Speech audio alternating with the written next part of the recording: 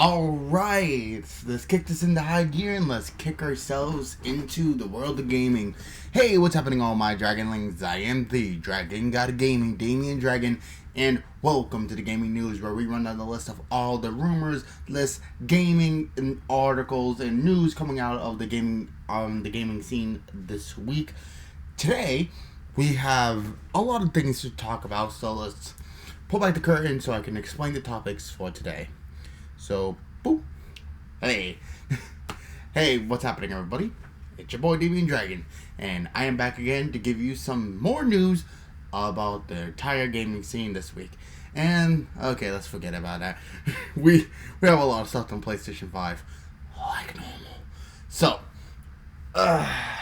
okay, first off, we have some news about another, event happening for the PlayStation 5 relatively soon, so go on for that. There's some people talk about the PlayStation 5 price.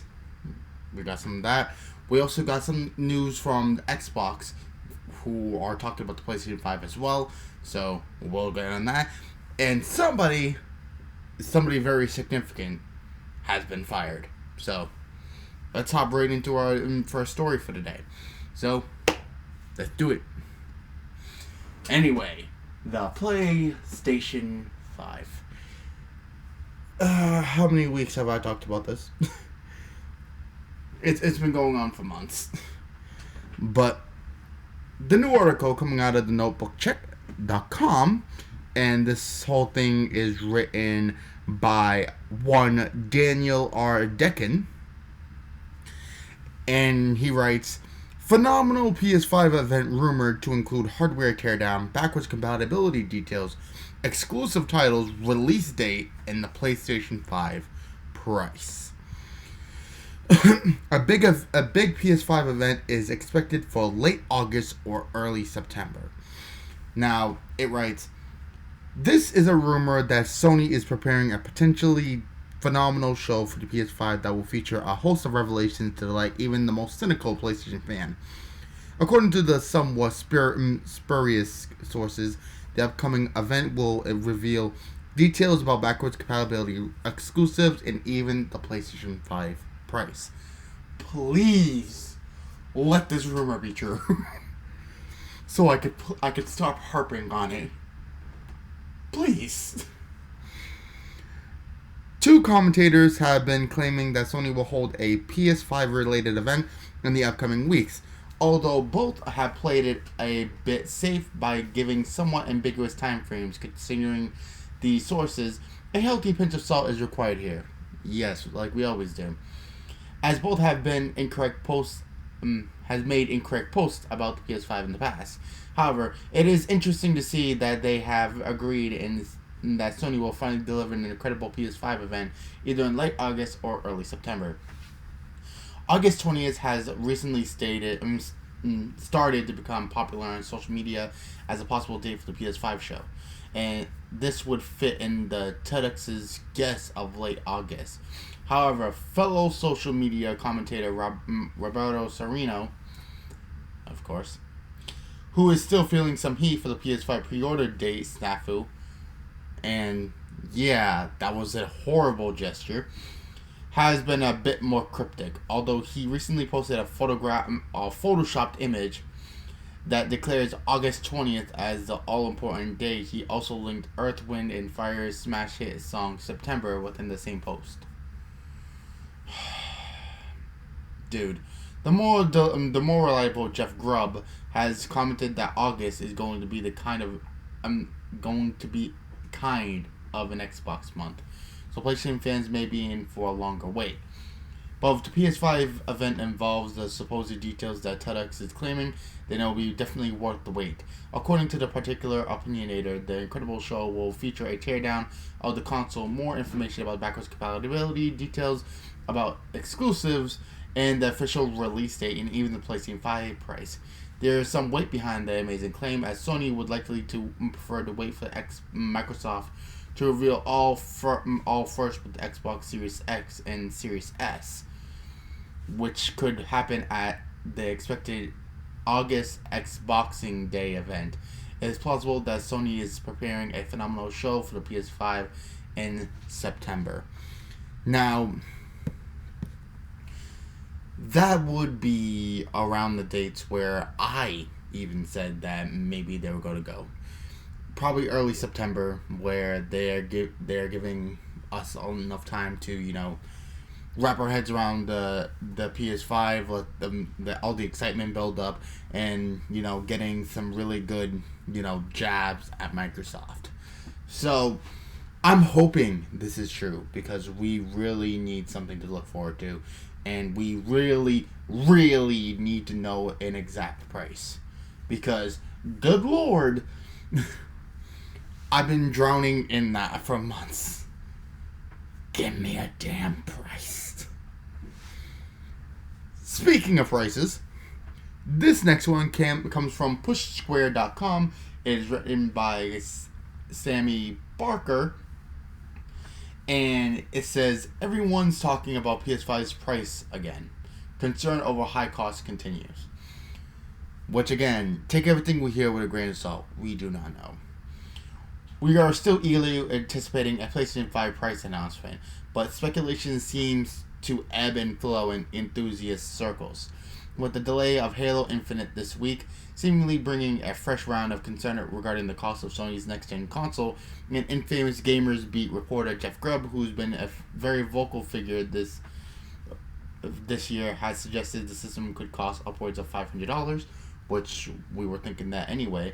Speculating as part of the podcast, he said, I think they're going to do everything in their power to hit $500, but they're going to be losing money. I thought the Xbox Series X was more expensive to make, but now I'm talking to people, it sounds like the PS5 is more expensive and less powerful. He continued that the exotic nature of the PS5 could lead to some differences in multi-format titles at launch. It's a sentiment that's been shared around the web elsewhere, with fellow insider Dusk Golem recently claiming that Capcom was having some issues with the initial development of Resident Evil Village on PS5. Speaking of our pricing, he said people should get ready for the really real possibility that the PS5 is going to end up being the more expensive console between the two. We already knew that already. We just need to know a damn price. He added, I'm trying not to say much here as I was asked not to, but prepare yourself. Which does put Xbox Series X in a position it will be the less expensive and more powerful console. I use Resident Evil Village as an example, but I've heard from other developers the PS5 struggles with 4K games in particular, so you'll see a lot of fake 4K. That doesn't matter to some, but get ready for that too. Of course, no one's really discussing the fact that Sony actually increased production of the PS5 earlier in the year, and now plans to manufacture 10 million units by the end of March 2021. And after it had initially targeted between 5 to 6 million units, it's hard to imagine if it's selling those kind of numbers with a price higher than $500. Very true. According to Bloomberg, the PS5's bill of materials sit at around $450. And a quick browse of Sony's financial forecast for the coming year suggests that it's planning planning a small loss. I thought it said 2 for some reason. Why am I reading this wrong? Small loss with hardware. This is because it's predicting a substantial jump in revenue to reflect the new console's release, but only a small increase in operating profit. There's no doubt that the next-gen consoles are going to be pricey, and we wouldn't be surprised if Microsoft managed to undercut the cost of Sony's system. But we're not overly worried about a PS3 era-esque blunder here. The Japanese giant has doubled production because it believes it can ship a significant number of units, and it won't do that at an outrageous price point. Exactly. If you guys want my opinion about all those systems I've seen so far, maybe Microsoft will be a little more, better with the pricing. But do I think that it's going to be upwards to $600? No. Is Microsoft going to be selling their console at around $300 to undercut everything? No. Know why? Because that is a net loss for them. And they want to get as close to that marketing tag as possible. So, do I think that Sony's going to be releasing the PlayStation 5 around $475? Yes. Do I think Microsoft's going to outbeat them by that much? No. It may be about $40 to $50 cheaper. Possibly. But it's not going to be no damn $300. I'm sorry. I don't see it. I don't see it. Microsoft needs to make money. And they're not making money right now because we have a whole problem outside. And let's face facts here. Companies are experiencing net losses. And to be honest, if you and me were heads of gigantic corporations, we would look at ourselves right now and say, these are our hottest properties at the moment and that we're releasing. We need to make it up with the money. Japan already got all this covered. This is already covered in Japan.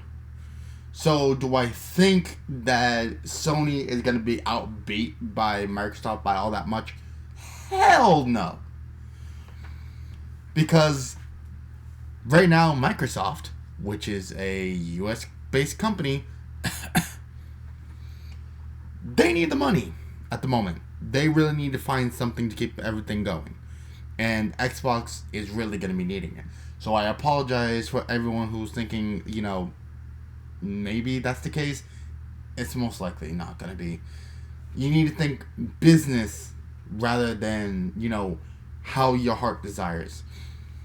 So if I'm going to say anything, Xbox Series X is going to release around $440. $430 if they want to go if they want to lowball. The PS5 probably around $460 to $500, or maybe just into the $500s. We're not very sure, but are they gonna bring back those 600 figures? No, because they're trying to stay the hell away from another PlayStation 3 excuse. That was some evil crap back then. So, yeah. But at any rate, speaking about Xbox, this next article comes from VentureBeat. And this is written by Jeff Grubb, somebody we just talked about. And this article was written on August 13, 2020 at 3:16 p.m. As I said, it's for VentureBeat.com, and it says Xbox boss on the physics of the PlayStation 5's design. We already know that he's going to try to trash it. Okay. It goes like this. When designing the look of a video game console, engineers must account for a number of important variables. Chief among those is heat, and it sounds like that was an even bigger issue for the upcoming generation of consoles. The Xbox Series X and PlayStation 5 Xbox boss Phil Spencer spoke on that point during Animal Talking with Gary Whitta interview yesterday. During that discussion, Whitta asked Spencer, all inside Animal Crossing, Nintendo's hit game, for his thoughts about the PS5's external look. Spencer indicated that he seemed to sympathize with Sony engineers because he understands the difficulties of working with the hardware in the PlayStation 5. Microsoft and Sony are both using AMD components in the next-gen consoles. It's hard because I know the physics that we're both dealing with when it comes to the consoles, Spencer told Whitta. In cooling these consoles, the power, the energy use, that presents real challenges this generation. We're talking about consoles with CPU and GPU that are real powerful computers effectively. Spencer's point is that both systems likely had to work backward from dealing with an intense thermal output. He said that was explicitly the case when it came to the Xbox Series X. We chose our design because we wanted a large fan that we could spin a little more slowly so we're not making noise, said Spencer. We wanted a very quiet console, so noise was something that we focused on. So we built a form-follow-function design so that we could draw a lot of air with a big fan spinning a little bit slower so we didn't get those high-pitched whining sounds. that sometimes cool consoles can make. PlayStation 5 may deal with even more heat. Sony has likewise indicated that it is concerned about producing a quiet console. That was likely an even bigger challenge for the PlayStation 5 because Sony and AMD turned up the clock speeds on the GPU, while Xbox Series X has 52 compute units. Compute units running at 1.825 gigahertz. The PS5 is going with 36 CUs that can rev up to as high as 2.23 gigahertz. Those are extremely fast speeds for a GPU, and it's likely that this is going to produce a lot more heat off of the processor. Spencer acknowledged this. So knowing that the PlayStation 5 is running at higher clocks, it just creates more heat, he said, but that's not a Sony problem. Jeez. This is one of the reasons that PS5 is gigantic compared to most other consoles. It's also likely why the disk drives is off to the side, just like it is on the Xbox Series X. If the higher clocks on the PS5 GPU are producing extra heat, then the system needs a central pillar of space to push in a lot of fresh air. This is an equally viable solution to what Microsoft did, which is to make a box that can hold a single larger fan. So to say he's a fan of what Sony came up with. I like the design of what they did. He said, I have a lot of respect for what the teams do at PlayStation, but they're running their box differently than we are, and it creates unique design challenges in how you keep these things cool. That's a problem for both of us, so that's not a shock, and they took an approach that is different than what we did. So he basically empathizes with the PlayStation engineers trying to make sure the heat output for the consoles are not going to be extremely bad. And that's something that we need to really work with, because let's face it, the consoles are going to be extremely hard to run in any stretch of the imagination, because with higher grade consoles and higher GPU powers, you're going to need to consistently keep them cool to make sure that they don't explode or that they don't overheat and burn out, and that requires significant air intake, and it's looking like that's one of the main console designs for the Xbox Series X and how all that functioned out. But I think they went with two separate ways of how they wanted to do it, and I guess that he sees like, hey, it was a great idea from them. So hopefully we're gonna get really functioning consoles when it eventually comes out. Why am I stuttering here? It's weird. Okay. Next up, and our last news cycle for today. Assassin's Creed. Assassin's Creed is an extremely long-running and extremely well-functioned series. Assassin's Creed has been around for a very long time. As you see, it started with Altair, right off to the side of the left. Actually, the funny thing is, the second to last one on the left is Edward Kenway. He's from Assassin's Creed 4 Black Flag, and actually it's a game that I recently got done playing. So, go check out my series on my channel. Plug. Anyway, this came from Eurogamer.com. This was all over the internet the other day, and I couldn't stop not seeing it. And it says, this is written by Tom Phillips on this month on the 14th. And he wrote, Assassin's Creed creative director Ashraf Ismail fired from Ubisoft after misconduct investigation. I hope I said your name right. Now, it states, I'm just going to call him Ismail. Mr. Ismail, creative director of several Assassin's Creed games, has been formally fired by Ubisoft following an investigation into allegations of misconduct. Ubisoft Montreal colleagues were told the news yesterday via an internal email obtained by Kotaku. Following an investigation by an external firm, it was determined that Mr. Ismail's employment with Ubisoft had to be terminated. The message read, "We cannot provide any details about the confidential investigation." Ismail stepped down from his role as creative director of the upcoming Assassin's Creed Valhalla back in June following allegations about his personal life. Multiple women claimed Ismail had hidden the fact he was married while in a relationship with them. Okay. Several of these women alleged they had been contacted privately by Ismail after revealing they were fans of the Assassin's Creed franchise. I can already see where this is going. Some also claimed Ismail had discussed his work on the series with them, providing development details not released publicly. Oh boy. This hit the headlines more recently as the Assassin's Creed franchise was rocked by claims Ubisoft had repeatedly downgraded or sidelined the possibility of a sole female protagonist. Why, though? Something which Ismail is alleged to have privately said was originally the case for Assassin's Creed Origins. I think that was one of the characters that was shown in the game, but it did not end up being the character in the game.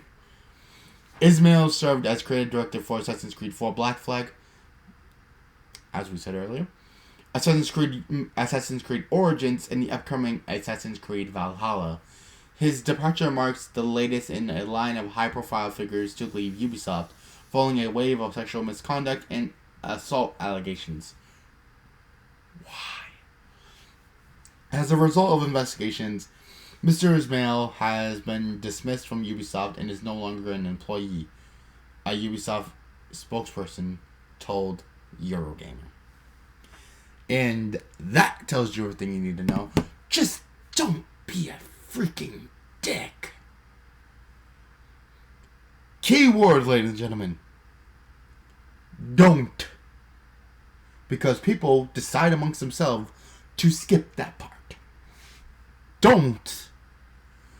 Because it's stuff like this that ruins, good stuff. Let's be very fair. Okay. The first part of that I wasn't really shocked at because, let's face it, your personal life shouldn't be dragged into your work. But once you step into, you're releasing personal information that you shouldn't be giving, well, not personal information, you're releasing private information that you shouldn't be retaining to work that needs to be kept hidden. Yeah, that's bad. And then go on to say sexual misconduct and assault allegations. Bro. I know some people are into kinky stuff, but dial it back. All you need to do is dial it back. That's all you need to do. I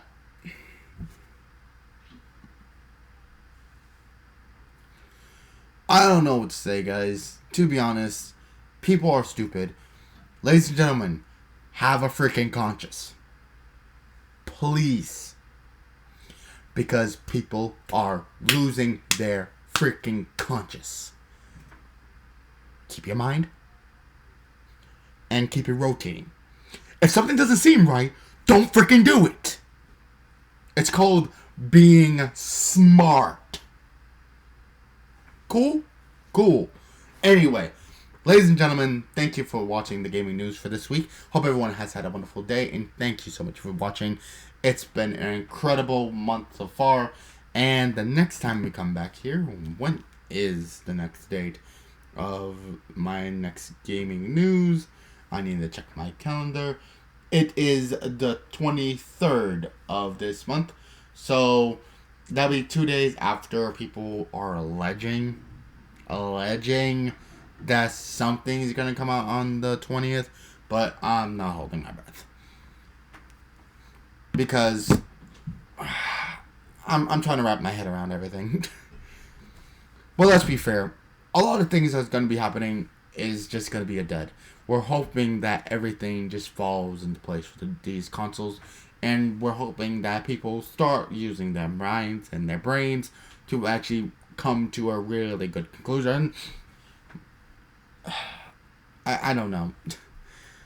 Anyway, ladies and gentlemen, I appreciate you guys joining me. I hope everyone has a wonderful rest of their day. If you guys want to see more from me, every Thursday I play Naruto Ultimate Ninja 3. So come and join in on the fun because the stuff is just getting ramped up. Also, if you guys wanted to see more gaming from me other than Naruto, down in the description down below with all of our wonderful and beautiful creators, we have my personal channel where I play things every single day. If you guys want to see some really good gaming stuff, come to my channel. It's going to be great. I do this every week, so Monday, Tuesday, Thursday, Saturday, I'm playing Saints Row the Third Remastered this month, and SpongeBob SquarePants Battle for Bikini Bottom Rehydrated this month. So those are our main series going throughout the month of August. So if you guys want to come in and join on the fun, there's an entire playlist worth to get you caught up before the next video, which is going to be airing tomorrow. So go in, see what's up, and see what we did in Saints Row and SpongeBob. Get caught up. Also, on Wednesdays we play Dragon Age Inquisition. We are already underway with our mage playthrough, and this will be the last ever time I'm playing Dragon Age Inquisition. After this, I am done. So go ahead and check it out. Also, Fridays playing Wizards 101. I'm trying to beat the entire game. So come in and see what we got. Also, Sundays, I'm playing Let It Die, a Japanese-based, game where you're running up a place called the Tower of Barbs. So come in and see me take over the Tower of Barbs on there. And I've just, today I'm going to be, bringing a debut game into my series. So the new game for today that's going to be premiering today and is going to be going until I beat the entire series of games, Harry Potter and the Sorcerer's Stone. So if you like Harry Potter, come to my channel today. It'll be the debut video. So that'll be appearing at 2 p.m. Eastern Standard Time. So come in, join in. It's going to be great. Anyway, till that time, ladies and gentlemen, hope everyone enjoyed, and please subscribe if you guys enjoyed. But until next time, good gaming, happy hunting, and I'll see all you dragonlings back inside the world of the gaming news. Hope you guys enjoyed, and I'll see you guys next time for some more Gaming Dragon action. Peace. See you guys next Thursday for Naruto, and next Sunday for the gaming news. See you guys then.